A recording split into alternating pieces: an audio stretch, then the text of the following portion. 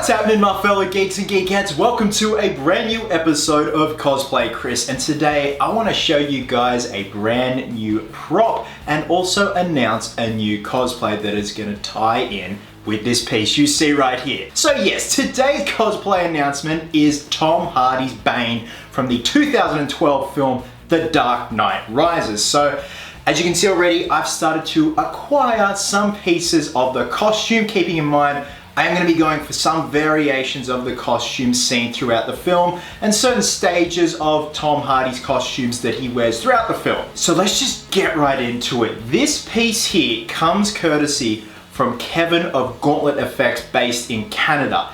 This originally was a kit. It consists primarily of a urethane body and resin pipes and resin gaskets and all that happy stuff. Now this is actually cast from a production lineage piece. If I remember correctly, Warner Brothers put out a promotional Bane mask that was cast using the exact same molds for Tom Hardy's mask. Kevin was able to acquire one of those masks and then take molds of it and then essentially make kits for it. I do know that Kevin now offers completed masks and no longer offers kits, but this is seriously the closest thing to owning one of Tom Hardy's Bane masks. Not to mention the fact that it comes with a life cast of Mr. Hardy, and I'll show you guys what the life cast looks like later in the video. And yes, I will be trying the mask on, don't you worry about that. Oh man, this vest is so hot. Oh, I'm melting in the Alabama sun. So before I show you guys some close-ups of the mask and what still needs to be done with it, because there are several more pieces that need to be attached to it, but for the most part, the paintwork and all that is pretty much done, and I'll also explain to you guys what paint I use and where. So as you can see, I'm sporting a Bane vest. It is a very cheap and nasty vest. It cost about 100 USD off eBay. Now, there are some amazing Bane vests out there that go for about 700-800 USD, so I'm thinking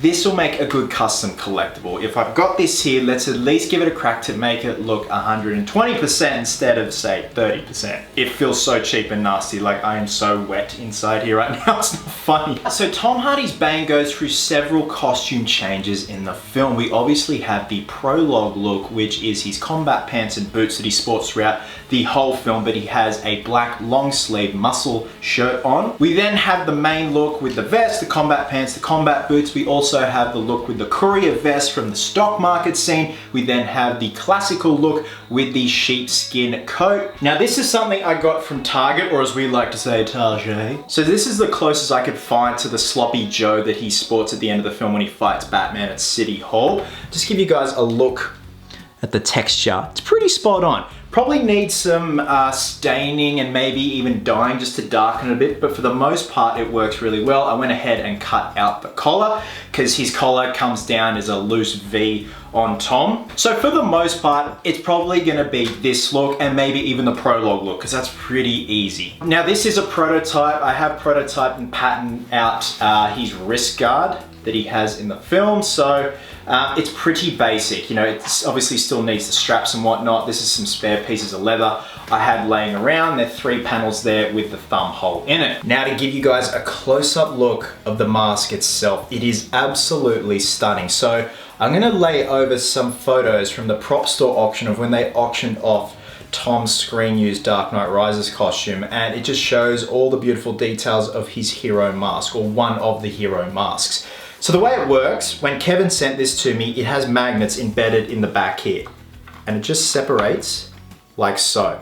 Vice versa on the other side, whichever side you want to undo, there are magnets embedded in there, and it clips straight back on. How easy and practical is that? From my understanding, as you can see this footage here of them making his screen-used mask, these pieces and this piece here were sort of a hardened plastic, whereas these pieces are a flexible urethane that's been tinted the perfect shade of blue, because a lot of people think that the base color of the Bane mask is green, like an olive green, but it's actually blue. So all these pipes were cast in resin. They came raw. I had to do all the seaming and whatnot. I then sprayed them with a clear primer and then sprayed them with a Duramax metallic spray paint. Once that was dried, I then used some black shoe polish to get in all the crevices and details of the pipes, especially these lines here. And then went in with some oil colors, some burnt sienna and raw umber just around the pipes. So there is quite a lot of staining going on, even on the side panels here. Now, when it comes to painting urethane, if you don't have the right paints, it is an absolute and utter pain in the ass. The best bet is to use Imperial Surface, like Imperial Flex, stuff like that, but unfortunately I cannot get that in the country. So what I did was I got the same metallic spray paint that I used on the pipes, sprayed it into a cup and just painted it on by hand. You do have to seal it with a matte sealer, otherwise it stays very tacky. And then black shoe polish and more oil colors were used to stain all these pieces here. Vice versa for this piece here and these tabs here, just using the same metallic spray paint as these pipes here. Now the red gaskets here were a metallic red from Super Cheap Auto, just like automotive paint. Pretty straightforward. All right, so I'll take the mask off and show you guys the Tom Hardy life cast that's sitting under here. He's got quite a big noggin. Thankfully, it's roughly the same size as mine. Just lift the mask off. So I'll show you guys. Go and clips on like so, and clips on like so. Look at that. How perfect is that? And here is Mr. Hardy in all his buff head glory. So what I've noticed is I'm gonna have to add some padding to the back of my mask, because you see Hardy's chrome dome here really tapers out, whereas mine is very flat. So it doesn't sit completely flush, and you guys will see that when I try the mask on. But yeah, that's Mr. Tom Hardy. I mean, look at those beautiful pillow lips. Just want to kiss them, Mr. Hardy. Now I did say there are several pieces remaining to put on the mask. These two pieces here just go onto the back rear silver gaskets, and these two pieces here go on the side to align the pipes and unify them. It's just a matter of painting them and just gluing them on. I don't know why I just left them till last, but I've still got to do the body work and take off the excess flashing resin, as you can see right there, but that's about an hour's worth of work. Nice and easy. Okay, so what I'm gonna do now is try the mask on and show you guys what it looks like on my head and what needs to be done in terms of padding to really make it sit flush against my noggin. Unless you have a shaved head, it's really unflattering, this mask. It needs a shaved head. Ah, yes! You think darkness is your ally. So as you can see, it's an all-round pretty damn good fit, but as you can see here, it kind of just tapers out a bit. So that's what I'm gonna have to do, is add some padding into the back, but I'm gonna have to make it velcroable. Is that even a word? Oh no! That way when I put the mask back on the Tom Hardy life cast, it's gonna sit flush, and then I can pop it in when I'm gonna pop it on my head, and it should pull it back and then make it more flush. I really hope you guys can hear me, otherwise that's gonna be really awkward. But yeah, nice little turnaround for you guys. So, I have to address the hair issue. I like my hair. I look horrible with a shaved head, let alone bald. So, I'm not going to be shaving my head for this cosplay. Please, please, please, please, please. I have several friends here in Sydney who are makeup effects artists who have done some tremendously amazing bowl caps.